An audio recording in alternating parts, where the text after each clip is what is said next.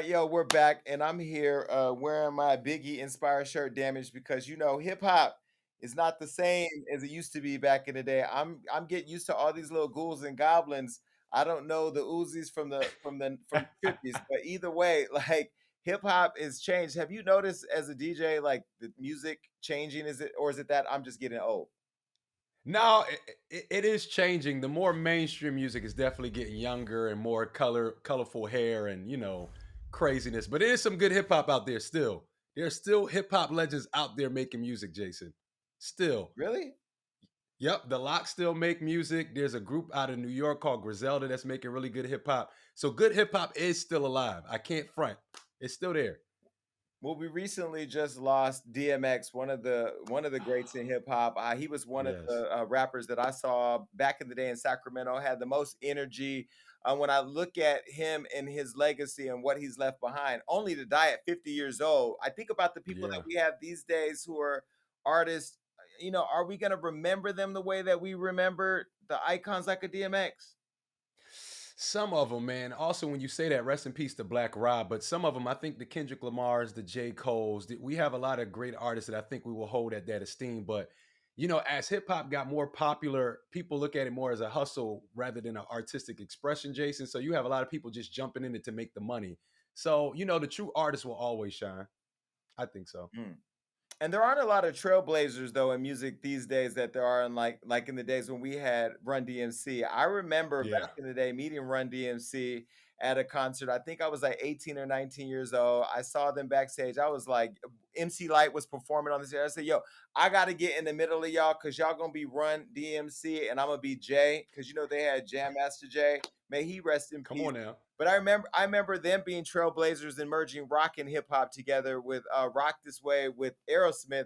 And I'm looking for like that innovative hip hop that can keep me moving and that can create offspring who can make their own money, like Culture is for Offset and Cardi B. No, I agree, Jason. I agree. Look, I'm a DJ because of people like Jam Master Jay and Jazzy Jeff. Like, you can't even compare anything today to the impact that Run DMC had. Like, that's total greatness. I wouldn't even, that would be blasphemy to say that we have something like that right now. Well, one of the greatest hits of Run from Run DMC is his daughter Angela Simmons, and she's actually here. We have hip hop royalty in the building, Angela Simmons. Now I will tell you, this is damage. This is probably one interview that I promise you I have been asking for I don't know how many years. And this girl has dodged me. And then she No, popped up at my I birthday have party. not. No, she did. And then she pops up at my birthday party like a year or two ago. And I'm like, girl, I've been looking for you. And all I had to do was throw a birthday party, you know? There it I is. was there, right? I came.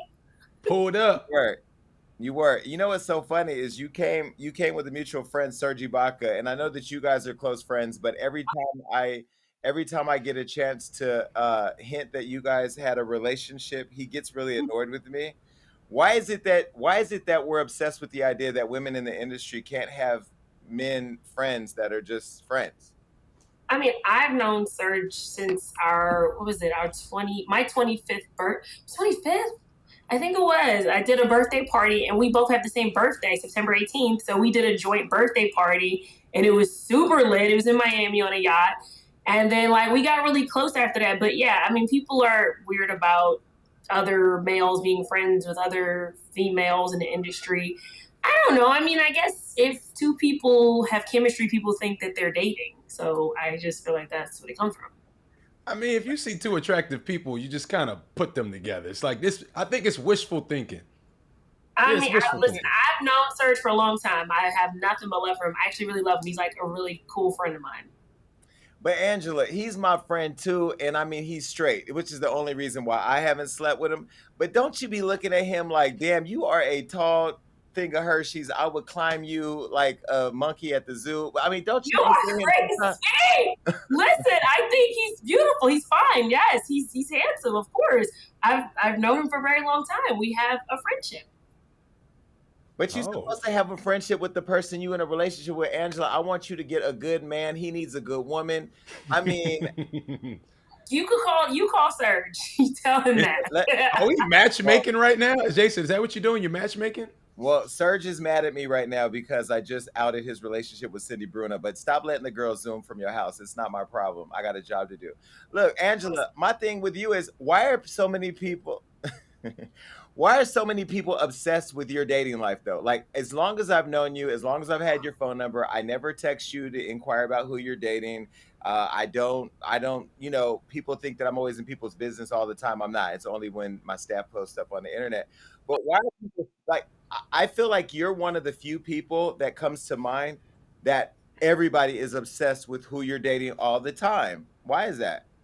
You know what? I think from when I was like 18, it was always the Bow Wow thing, right? And so automatically everyone was like, are you dating him? And then after that, it was like, well, then who? And then I just feel like it's always been that. And I've been pretty quiet about who I date for the most part. You know what I mean? Like, I normally don't put it out there because I just like to date. And if it doesn't work, I don't got to have everyone in my business. But I don't know. I really don't know. But I did as like a 19-year-old, 18-year-old girl. Like, I'm like, why did I care who I'm dating? It doesn't matter. But yeah, I have no idea. But I usually, like I said, I keep it quiet. Like I mind my business. I date. I just, I stay in my own little world. Mm-hmm. But do you see the obsession, right? Because it is literally, it's not even like people are interested. It's people are literally obsessed. Even when like the Bow Wow thing, it's almost like I think about the exes that I've been with. I've been with a fuck boy or two. Not to say Bow Wow, as I'm just saying I've been with one. I wouldn't want somebody trolling me my whole life, every relationship I get in, or when I'm enjoying the single life with people saying, hey, what about you and so and so? Do you ever want to just go on social media and say, mind your fucking business? For me, I'm so used to being in that spotlight that I'm just like, whatever. Like, whatever assumptions you want to make it. And I just kind of do my own thing. Like, if I'm dating someone and it's a public thing, then it's public. And if it's not, it's not. Like, that's just kind of how I've always been. And it works for me, Like, people are going to have opinions, and I'm literally just used to it at this point in my life. So when you move on from a guy, from a relationship, because you are so independent, you grew up in a family where you've had it all, and then you've become your own woman outside of the family to have it all. Right. Is that what gives you the strength to kind of move on like a nigga? Because you be kind of bossing these niggas. What? Angela, Angela, you don't be moving on from a relationship like a typical woman. You be like, nigga, I'm out, and you gonna be okay. Like you don't be disrespecting them, but you definitely ain't crying in the corner. Where does that strength come? I definitely get my feelings hurt, but like I'm not gonna feel bad for myself for too long. I'm like, listen, if for whatever reason it didn't work, let me just move on, and that's it. Like I'm hustling, I'm working, I'm young. Like, listen, I'm gonna meet someone else. It's all gonna make sense when it makes sense. At the end of the day, like, have your moment, be upset, have your tears, whatever that looks like, and then move on. Like, if it's not making sense and you both decided to go separate ways, then that's just what it is. Can we get a lady some advice? How long you think it should take them to move on? Like, how long is too long before moving on? Whatever works for you. I don't put time limits on anything. I know some people who got out of relationships immediately and wind up with someone else quickly and wind up marrying that person. I don't know. Whatever works for you. I think everything is case by case. I can't give a specific time. I think if you are self-healing and you need that moment to heal and you don't want to carry that into your next relationship, then take that time for yourself. But I wouldn't specifically give a time because I really don't think there's a specific time.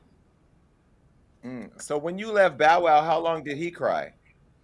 Nah, me and him, I've known Bow since I was like 17. And so we just had a lot of back and forth. Like, I love Bow to death. Like, people got to know, like, that's my homie. Like, if he calls me, needs me for anything, I'm here. Like, that's my people. And like, we grew together. Like, I saw him have his first kid.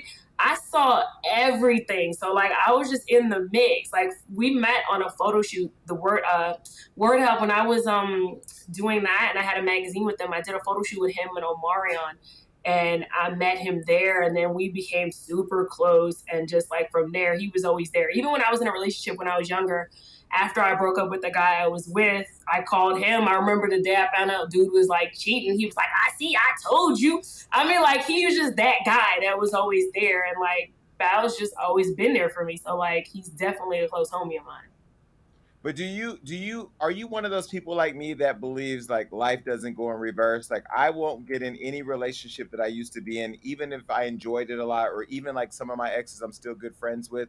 Are you one of those people that believe like I'll never go back to a relationship I've been in, or do you always leave yourself the chance that maybe a Val Simmons situation could Val happen? Simmons, what's happening? I like to say never. I've learned not Okay. to live like that because, you know, when you say I'll never do this and you turn around and it happens, like, dang, maybe I shouldn't say never. You know, I don't know. When it comes to men I've dated, sometimes you've got to go your separate ways to grow and you can come back because I've seen relationships where a woman went left, a man went right, and then they met right back in the middle years later because they had to get certain things out of their system. So I'm a believer in whatever's meant to be is going to be. Are you cool with most of your exes?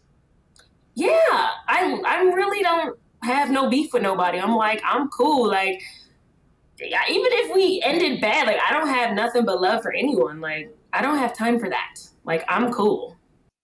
But see, this is why, and let me be clear because I don't want everybody saying, "Oh, Jason invited Angela on the show to talk about all her relationships." No, I've been privileged to see Angela in public a few times. I don't just see a person in public and look at them. I watch them when I'm in the room. I just saw you recently at Floyd Mayweather's birthday party in Miami. You always seem very confident. You always seem very solid, and to some extent, I mean, I don't think I've ever really seen a lot of emotion from you. And I'm like, okay, like either Angela's out here moving like we moving, you know what I mean? Or she just has this level of confidence that I want every woman who follows me to get. You know what I mean? And I really like the fact that you've never, publicly been messy. Like, I don't know, you just really have done a really good job of moving around. And I just want to know where that came from. Is that from your upbringing? Is that from your own self desire to be a great woman? What is it? I mean, I could easily say definitely upbringing, but more importantly, too, it's like, I don't need to be in that like messiness. Like, it's real easy based off of any situation I've been in. Easily, you could be messy and go to your social media and just be going off. But like, I don't have time for that. Like, I would rather put my energy into what I do. Like, if you want to be messy on the other side, then I allow that person to be messy. You know what I mean? Because what does that do for me? It's not helping me. So I would rather just stay in my own world, do my thing, enjoy myself, be out and about, see you out at parties. You know what I mean? Like, I'm minding my business, period. Like, I'm always going to mind my business and I'm always going to just, yeah, mind my business. Like, I But do. Like, I do. But do you think you stay out of all that because you're not a real mixy person? Like sometimes for people, well, you grew up in fame and then you became famous on your own. I mean, so like you don't need to be mixy. Do you think it's a lot of people that do you think you've stayed out of a lot of stuff because you're not a mixy person? Yeah, I mean, I think I've been involved in stuff as well, but I also know how to ignore it or like handle it on the spot. Like, I'm not about to take what I'm dealing with to the public. Like, for what? Unless it gets out there, and even then, I don't need to comment on it. Like, it's nobody's business. If somebody wants to out me or speak about me publicly, that's on you. Like, I'm grown enough to get on the phone and have a conversation. Like, we can handle it like adults, or you could talk about it publicly. I'm not that girl. Like, I'm not about to go and address you. All right, so let's talk really quick. One more thing. I know that you've talked really publicly about being in an abusive relationship. We've had people here on the show who have been survivors. I don't say victims of domestic violence. With that relationship, what did you learn about yourself going through a relationship that was abusive? I learned what I just said, the never say never stuff, because you never know that you're going to be that person until you're in it. And then once you're in it, I feel like you make excuses to stay. And if there's anyone who's watching who's in one or, stuck in it, like, you really got to find someone that you can like go to talk to, because if you're stuck in it alone, you're stuck in it. Like, you know what I mean? And it's a tough place to be in. And like, physical abuse is not the only thing that's abusive. Mental abuse is very real and can put you in isolation. And I think it's really important that you don't get stuck there, But yeah, I definitely been through that. And I couldn't believe I was that girl and I was going through that. Like, I just couldn't have ever imagined it, but it was definitely a tough space for me to be in.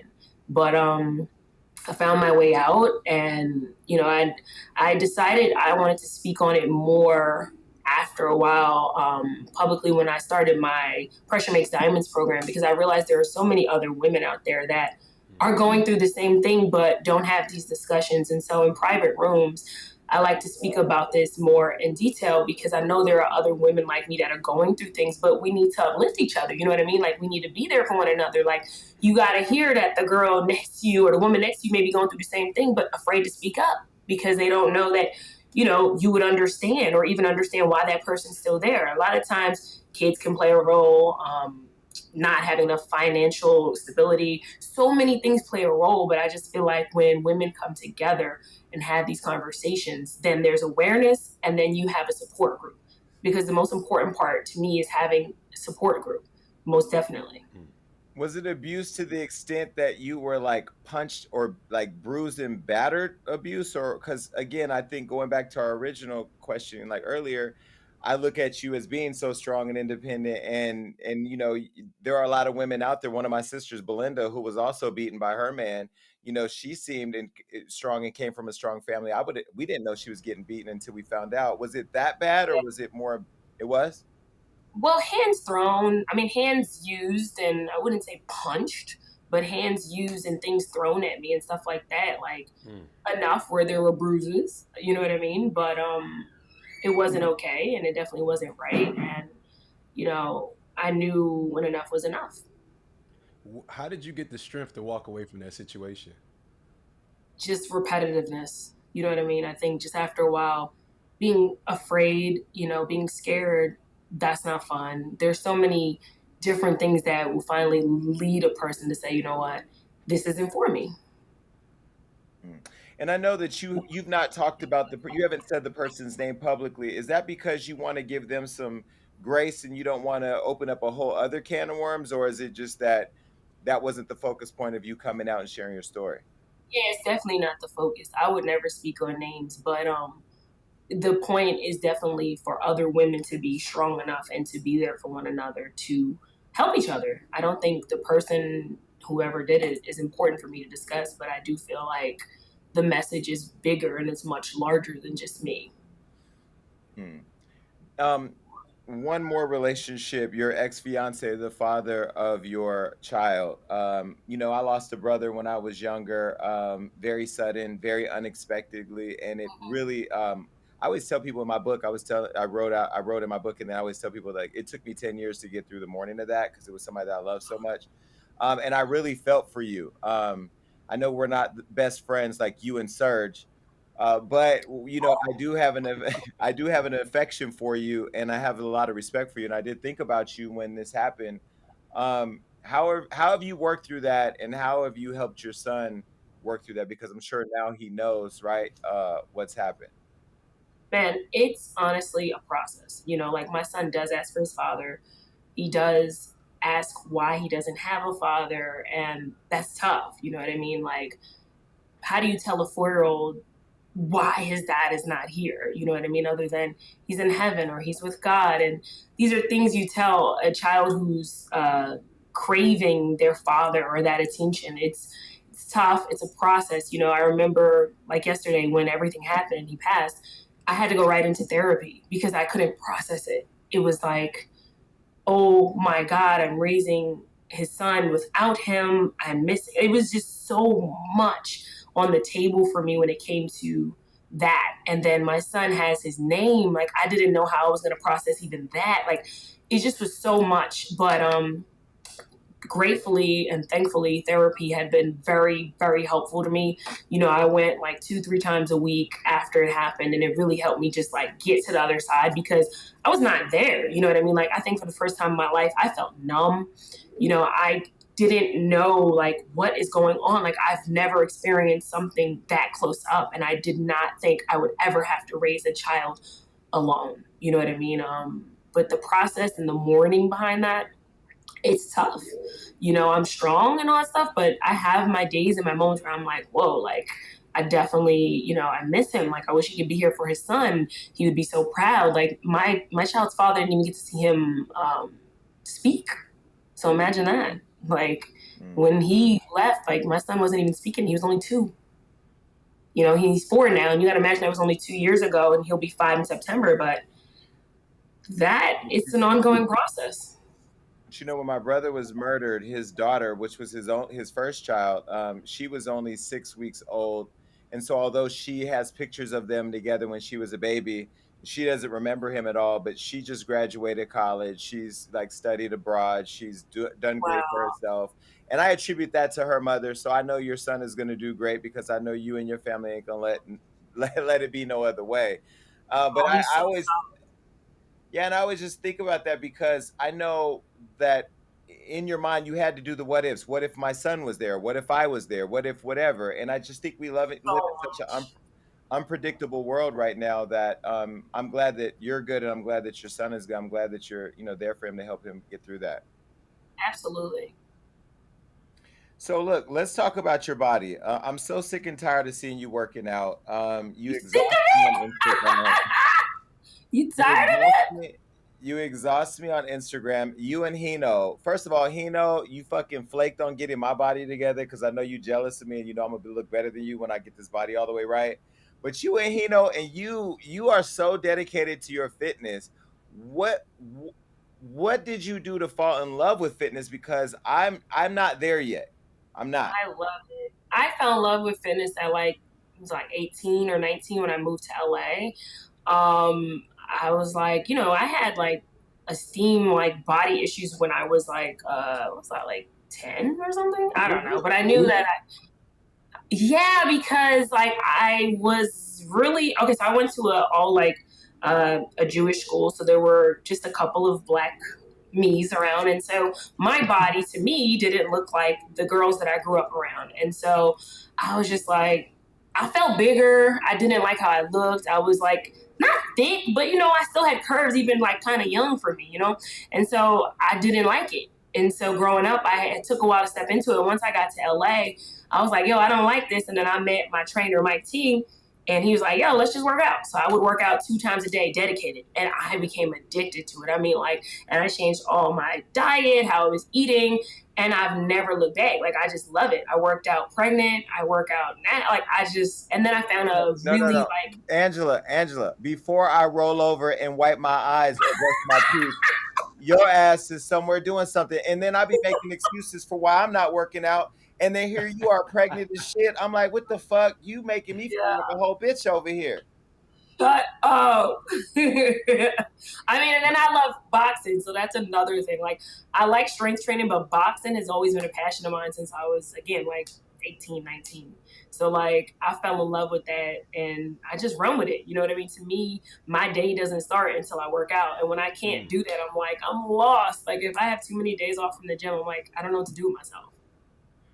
I think a lot of women want to get into that kind of routine. What's some advice you can give them for motivation? What got you going? Aside for those things, there's a lot of people out there. The pandemic's over. We ate a lot of snacks when we were on lockdown. Some motivation you can give them so they can get to that routine. I mean, I feel like your health, you got to put your health before anything else. I mean, before even the look of being in shape, like you really need to be concerned about your health. And so I'm really big on health and like the right foods. I'm vegetarian, really vegan almost. And I have been for like 12 years plus. So like my thing is if you get into just health and your lifespan and all of the good stuff, then I feel like eventually you'll fall into that. You've got to do that. And the other part is like, yo, just get up and do it. Like you cannot say, I want to. Nah, like let me make a routine, get your butt up, go to the gym or sit on that floor, do some sit-ups, do some push-ups, run in place, do some jumping jacks. I don't care what you do something. Angela, and if you ever make it to my house, my gym is literally downstairs. There's no excuse for me to not be in the gym at this point. But I don't know what it is. I think I need to find because I called my gym Thakwanak. So I think I just need to find some fine niggas to come over, work out. Like, I don't know what my motivation is. But look, I know you're an entrepreneur and you turn everything into a coin. So built, not bought. Wait, built, not bought fitness. Now, is that because Yes. all the girls nowadays are getting the Brazilian butt lifts and all this silicone that you said, look, let's build it, not buy it? Is that what? No, I hate that. So everyone thinks that I'm being, and like, okay, so everyone's like, oh, built not bought. Are you saying something about like we shouldn't, get surgery? Yo, get all the surgery you want. I got mad friends that get the BBLs, titties done, whatever works for you. That's my thing. Do your thing.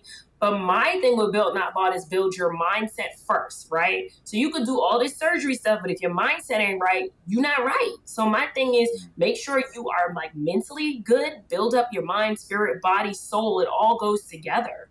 I'm like, I don't care. Do your thing.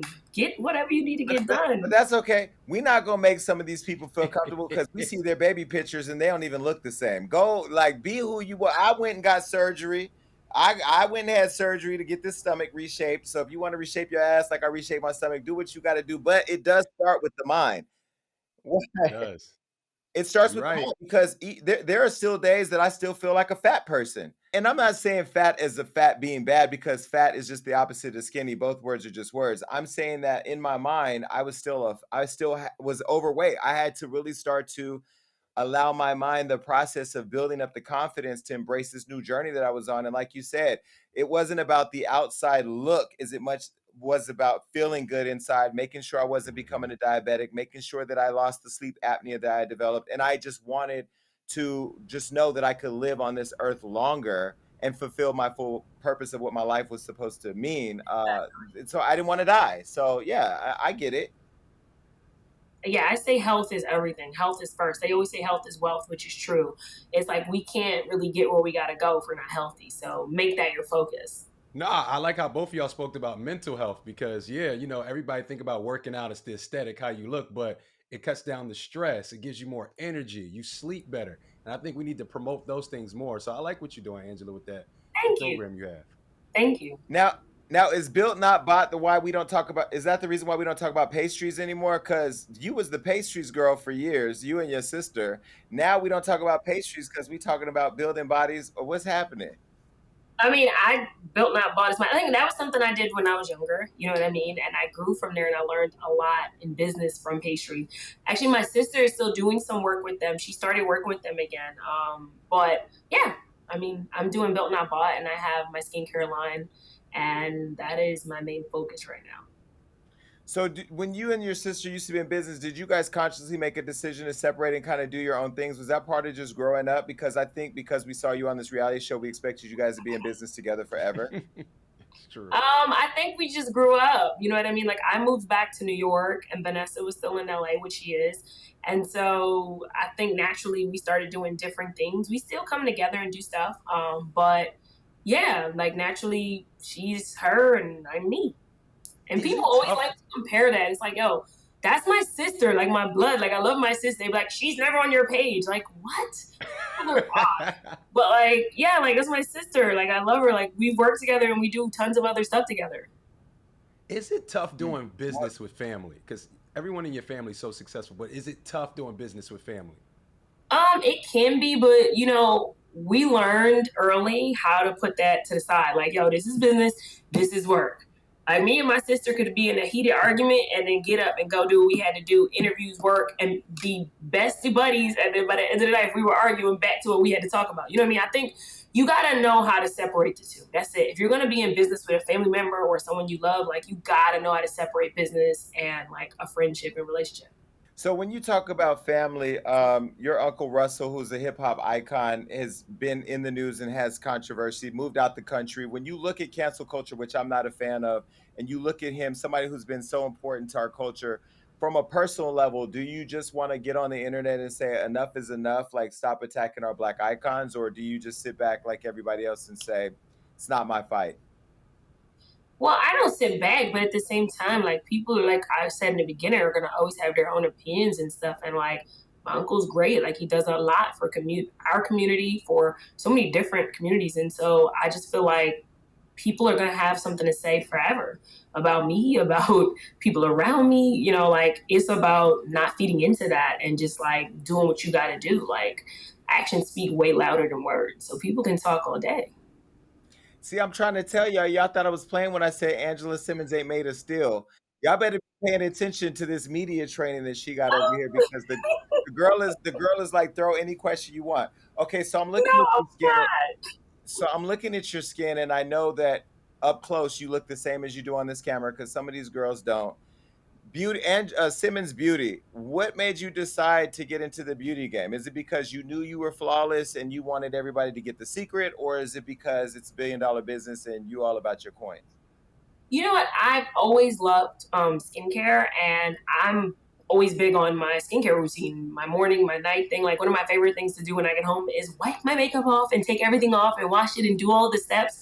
And so, to be honest with you, my friend Dorian, who has Butter Skincare, he with me and him were talking, and I was like, yo, like I love skincare. And he was just talking about his business, and I was like, bet. And then I was in the house during quarantine, and I was like, yo, I'm starting this. And it's almost been a year in May for my company. And so I just started it. You know what I mean? Like he gave me a little extra push, and I already was like open and loved it and been doing it because I did it with or without selling it because I love skincare. And then, yeah, here I am. What skincare items are you selling? Okay, so I have a whole new set coming out, which I'm really excited about. And so it's a brightening serum. I have an under the eye serum, and then I have a hydrating oil. Then right now there's Golden Touch, and I also have a toner, and I have really great masks that are online. There's a bamboo one that I just dropped. Is it for men and women or just women? Oh, absolutely. Everyone should have great skin. If I need to get you a package sent, no worries. Done. Done. Damage.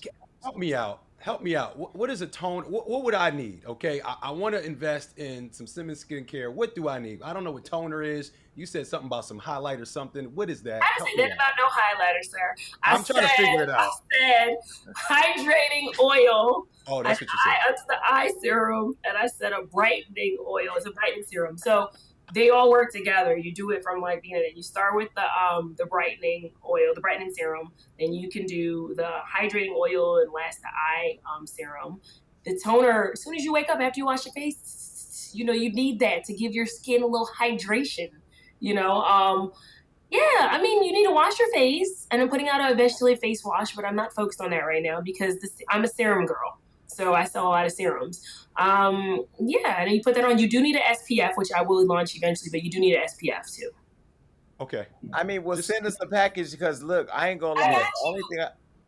I only wash my face with water. I do put this under eye cream on that I'm trying right now from Sephora. Some white man who don't need it was telling me to use it. I'm trying it out because my father's eyes do get real puffy, and he be looking like a crackhead that stays up for 3 days in a row, and I ain't trying to have them bags under my eyes. Speaking of fathers, do you ever call your father and say, don't you get another bathtub on your phone because everywhere I go, people want to know what Run is talking about? That old meme that be circling the internet from freaking Run's house, are you kidding me? No, I don't call my dad about that. My dad is definitely like the coolest ever. I met your dad. I met your dad a couple times. I met him 25 years ago, actually, and then I met him again in 2007. He's awesome.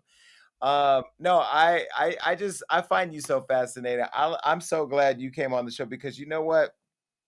The one thing I know about Angela, when you see her in public, or at least when I see her in public, when she sees me, it's always love. But she's really good at she's good at searching the room. She knows who's in that room. She knows who's in that room, and when she sees me, it's really, hey, how you doing? How whatever. You are so self-managed in a very good way. I've never seen you cocktailed getting drug out of a party. I've never seen you fighting with nobody. I never see you in fight with nobody. Thank you. I love it. Your brother Diggy is this sex symbol. Where did this come from? The girls go crazy for him. We post him on Hollywood Unlocked. They want more Diggy, Diggy, Diggy. How do you feel as a big sister now looking at your brother being objectified by these nasty little girls? Listen, whatever works for them. My brother knows, listen, he's young and he's supposed to be hot and doing his thing. So I support my brother doing what he does. I'm proud of him. Yeah, he's just out there grinding and being a young man. And I think it's awesome. And I'm happy. When he was coming up, did you have to fight any of them off though? Like, back up. My little brother's still growing up, becoming a man. Do you ever have to push him off a little bit? Nobody. I don't gotta do all that. They know. Oh, okay. Yeah. Not like that. No, when she said it, I felt it. I was like, yeah, they do know. You caught that she from New York. She like, I got girls uptown. You see how quick that came out? It's so New York. I'm sorry. no, see this. No, don't apologize because I'm gonna tell you what happens. People come on this show and get real comfortable. It's almost like I just sent you a shot of Hennessy, and then they be like, "Yeah, I got the girls uptown. I don't have to pull up on nobody." Maybe that's why you're on Growing Up Hip Hop, because you keep a blade in your purse. So you're on Growing Up Hip Hop. You're coming back. You're a cast member and executive producer, which means that you get to decide who goes into the scenes where they have to beat each other up. When you get on the show as executive producer and a cast member, do you ever feel like the Shawnee of your show where people could criticize you for getting a different look than other people on the show because you are in control at the end of the day? I don't really think about it like that. I just kind of, once again, mind my business. I give my part. I do my part. I know pretty much what's going on. A lot of people don't know that the reason, like in the beginning when Grown Up Hip Hop first started, like I literally helped create and like sell the show. Like it took about 2 years until I got to that point and walked into WeTV and sold it. You know what I mean? Like that's how involved I was. I didn't just get a title. Like I actually like put in work like to get the show off and going or whatever. But yeah, I mean, I just do my thing, and I think every other cast member does their thing. You know, I'm not a part of all of that happens, but I do know what's happening and what's going on. Yeah, just mind my business and do my part. Do you think it's easy for people to just try to discredit you as an executive producer because you grew up in fame and money, instead of acknowledging that you've always been a boss business person, and that you just some people think as employees, some people think as employers? Yeah, I mean, once again, those are people having their opinions about who I am, and they can discredit me all day. I know what work is going in behind the scenes, and so I just let the work speak for itself at the end of the day. And you know You what that came up check doing looks like, Oh, and you know sorry. what that check looks like when it comes into, and you know what title is on the title cards when it goes across the screen. That's what I heard. Whatever. You came up doing television. As you mature, what are some of the difficulties in being on the production sets and everything? I guess the hardest part is, look, they get to be there for your great, but then they get to be there when things are going on that are not so great, or like things that are hurtful, but when you open up yourself to reality, you have to open up to some of these things. And so it's just, there's a lot of people in almost all of your business. I mean, for the most part, what you want to share, but some of it is public because people see what's going on with you. But the hardest part would be that, like when I lost my son's father, that being public, and having to invite others in and what was going on. And I'm mourning it. It's tough, but it's a part of the life that I guess I signed up for. Were you scared? Was there any part of you that was scared to reveal that part of you? Because again, you do come off very private. Yeah, I mean, at some point I'm like, oh, you know what, this is what's happening, and I know there are other, people who are going through similar things. So I feel like if I can be of any strength to someone else, then I don't mind speaking on it. How do you trust being Angela Simmons, being that you're who you are, you're successful, you have money, you have a kid that you have to protect, you have a family and a legacy to protect. How do you trust people, and how do people get into your inner circle, let alone into a date with you? Well, the date got to speak for itself. If you're not trustable after that, you might get kicked to the curb. But now, just in general, my circle is pretty tight. Like I've known most of my friends since I was in high school or like college. So majority of the people who are around me, I've known forever. And like, if I bring someone in and they're like, oh, like this person ain't got good intentions, I'm gonna do my little background research, and then then I'll know what's up. But for the most part, I keep it pretty tight, and I'm really good with energy and knowing what's up. But if somebody wants to reveal themselves, I just feel like let time show that. You're not going to always make the perfect decisions, but life's too short to just be scared and not trust no one. I think I allow everyone to show me their cards themselves. Because some people will say this about somebody, and it could just be out of hate. So I want you to reveal your cards to me yourself, and that's what it is. I think you give everybody their own chance to show you who they really are. That's what's most important. I mean, hell, if you listen to everybody that says something about me, you wouldn't even be on this show right now, because I know the press that's out there about me. Don't do that. You know, it's so funny. When we was at Floyd's party, right? I see Angela over there by Rick Ross's table with her friends and whatever. And I go to speak to Angela. And the guy with you was like, "You give me your number so we get Angela on the show." I'm like, we already talk. We already got this. Oh, I love how cute. That's my boo. I love how your friends are very protective and they know how to deflect when they see that incoming bird. Not that I'm a bird, but you know what I mean. When they see that incoming, talk to me. But It's a I'm glad that just in case you uncomfortable. just in case, just in case.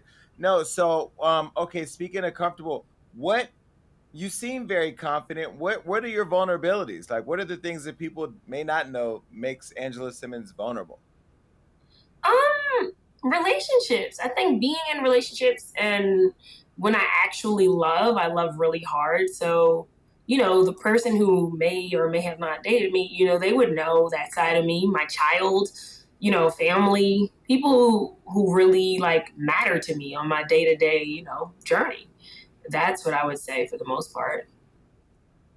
So But everything else is when you think about your son, how has motherhood changed you as a woman?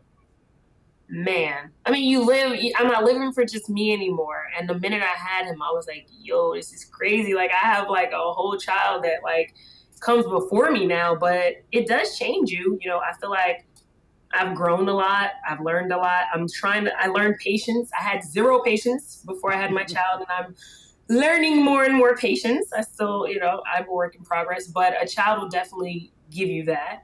Oh, I'm yeah. learning that they literally do and see everything that you do, you say, how you act. Like my son, I'm like looking at him like, yo, like it's great to watch because he's growing up lovely, but it's like they really just take on so much from you. So it's so important to be, your best self. And that's what I'm big on. It's like, yo, if this is not going to add to me, whatever it is, whether it's work, relationship, whatever, I can't have it for too long because my son is seeing that and my son is, absorbing all the energy I walk in the house with all the time. So I just feel like that's really important is being your best self. Yeah, I'm As a, raising a as a young son as well. What are some things you wanted to instill into your son, as he grows older? Just to be a leader. You know what I mean? I think there's so many other things, but if you instill that in a child to be a leader and to really do their thing and like be their own person, out of all of the morals and the greatness that he's going to be raised from, because he's got such a strong circle of individuals around him from my father to my sisters, my brothers, his dad's side of the family is so amazing. They're there, they talk to him. Like he just has so much that's gonna help him grow. But being a leader, being kind and just being aware and just so many things that I instill in him on a day-to-day basis. Like, and that's one of them is like, you're gonna be what? Because there are so many followers today. And I want my son to decide, I want him to make his own decisions for himself, whatever that looks like. I don't want him to just follow the crowd because it's cool. Like, no, what do you want to do with your life? What makes Mm. you happy? And I'm teaching them this at 4. So I just feel like that's most important now. Like you get their mind conditioned to start that now. I don't want you to be a leader later. No, I want you to be a leader now. When you walk into school and you know what another kid is doing is wrong, you don't got to do that because you don't care. You're a leader. That's what's most important. Well, they say the first 3 years are the most impressionable years. And see how you talking about your son. That's why you're the way that you are. And I have a question now, given that this is literally a couple days after when this airs, a couple days after the George Floyd Derek Chauvin case happened, and he was found guilty on all 3 charges. Being a black woman, raising a black son in America, that in a country that you literally have to be videotaped putting your knee on somebody's neck and killing them to be found guilty.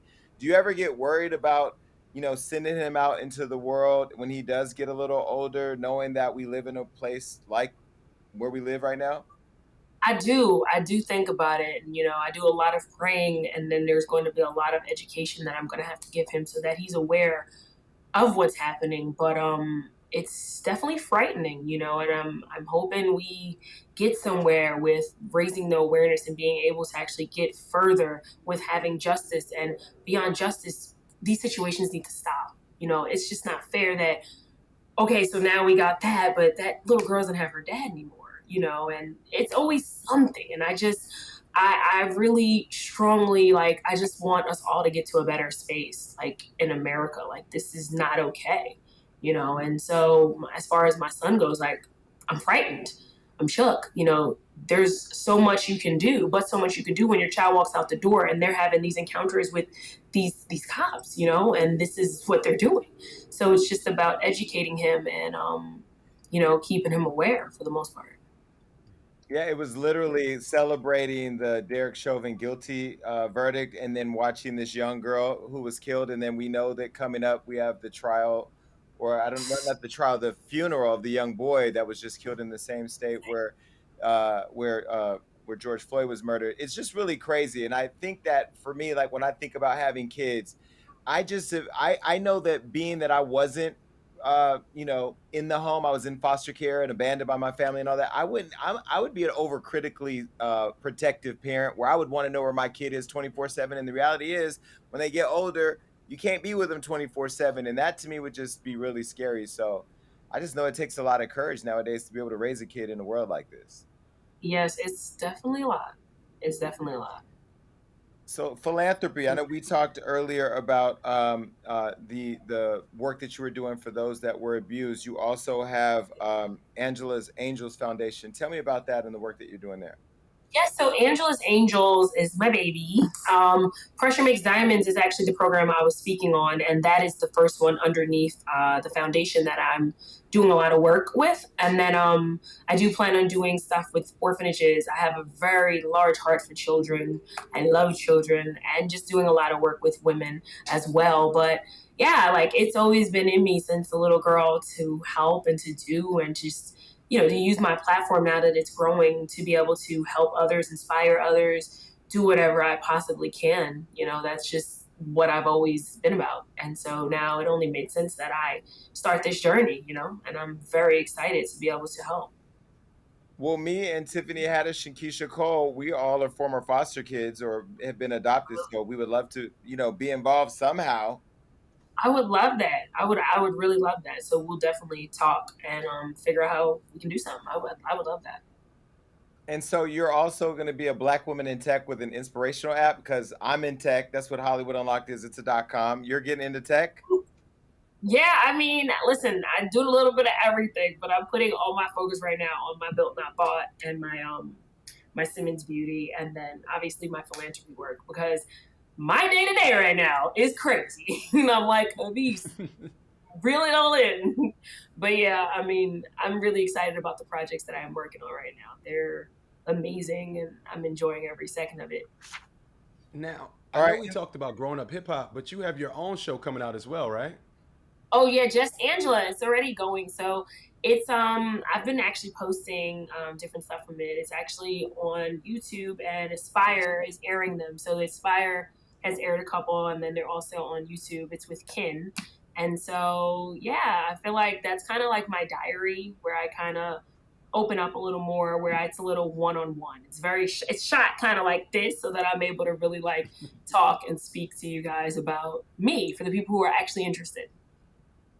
Angela, how do you find time to do all this and let a nigga get next to you? Like I'm sorry. I'm sorry. I know they say I like to date broke, but that's not true. I like to date niggas who have flexible schedules. Where's the flexibility in your schedule? You got growing up hip hop, executive producer, and talent. You got just this show, Just Angela, which means you're also executive producer of that. You have a beauty line. You have foundations. You have orphanages. You're trying to rescue kids that nobody wanted. Where do you have time for a man, Angela? So I make time for who I want to make time for. That's the thing. And I think everyone can do that. You can make time. If you really want to be next to somebody, that is one of my pet peeves. Like, I don't have time. No, no, no, you don't want to make time because, sweetheart, we are all busy. So I think if someone doesn't make time, that's an issue, because I can be busy, and I know very busy individuals who make time for children, wives, whatever they need to make time for. You can make time for it, period. There's no excuse. So are we gonna see? Okay, are we gonna see a man pop up on Just Angela?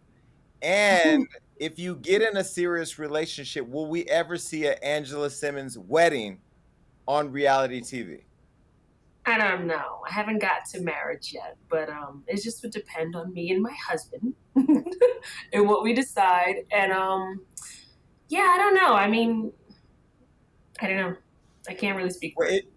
if you do, I want to be invited with. I'm gonna bring a bag of Skinny Pop, and I'm gonna just be sitting there eating Not skinny pop.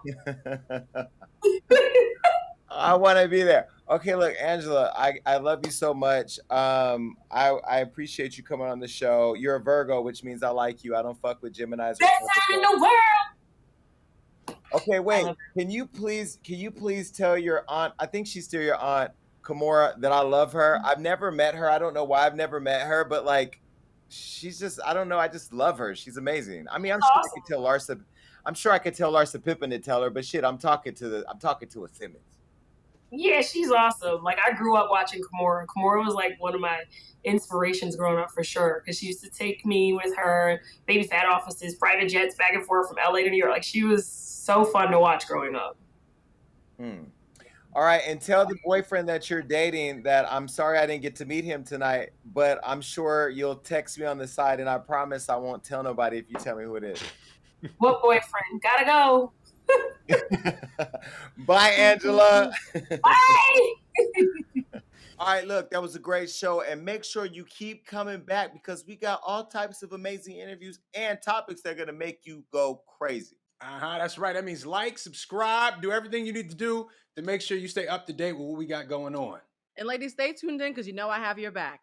And listen, make sure that you're commenting below because even though I say I don't read it on the show, that's all I do when it's over. Peace.